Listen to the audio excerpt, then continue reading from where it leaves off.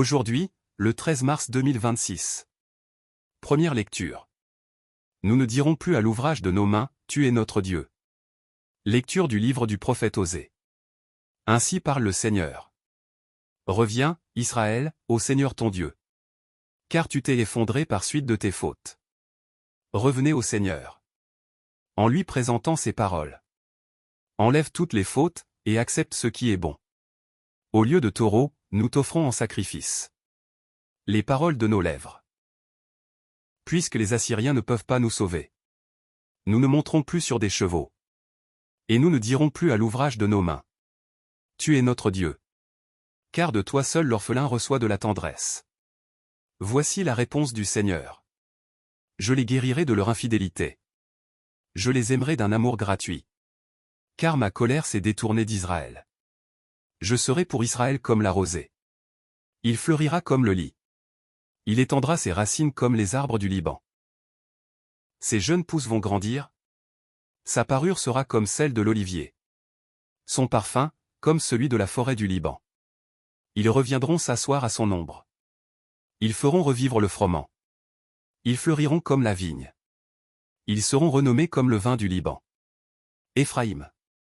Peux-tu me confondre avec les idoles? C'est moi qui te réponds et qui te regarde. Je suis comme le cyprès toujours vert. C'est moi qui te donne ton fruit. Qui donc est assez sage pour comprendre ces choses? Assez pénétrant pour les saisir? Oui, les chemins du Seigneur sont droits. Les justes y avancent. Mais les pécheurs y trébuchent. Parole du Seigneur. Nous rendons grâce à Dieu.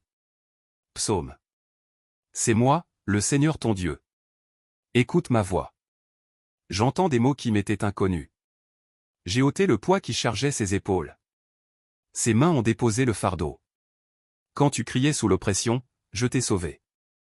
Je répondais, caché dans l'orage. Je t'éprouvais près des eaux de Mériba. Écoute, je t'adjure, ô mon peuple. Vas-tu m'écouter, Israël? Tu n'auras pas chez toi d'autre Dieu. Tu ne serviras aucun Dieu étranger. C'est moi, le Seigneur ton Dieu. Qui t'ai fait monter de la terre d'Égypte? Ah! Si mon peuple m'écoutait. Israël, s'il allait sur mes chemins.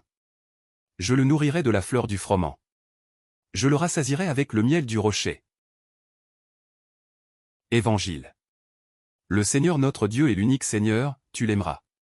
Ta parole, Seigneur, est vérité. Et ta loi, délivrance. Convertissez-vous, dit le Seigneur. Car le royaume des cieux est tout proche. Ta parole, Seigneur, est vérité. Et ta loi, délivrance. Évangile de Jésus-Christ selon saint Marc. En ce temps-là, un scribe s'avança vers Jésus pour lui demander: quel est le premier de tous les commandements? Jésus lui fit cette réponse. Voici le premier. Écoute, Israël. Le Seigneur notre Dieu est l'unique Seigneur. Tu aimeras le Seigneur ton Dieu.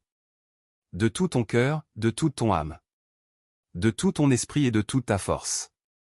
Et voici le second. Tu aimeras ton prochain comme toi-même. Il n'y a pas de commandement plus grand que cela. Le scribe reprit. Fort bien, maître, tu as dit vrai. Dieu est l'unique. Et il n'y en a pas d'autre que lui.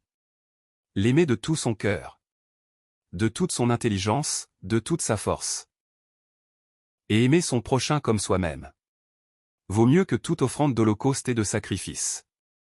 Jésus, voyant qu'il avait fait une remarque judicieuse, lui dit: tu n'es pas loin du royaume de Dieu. Et personne n'osait plus l'interroger.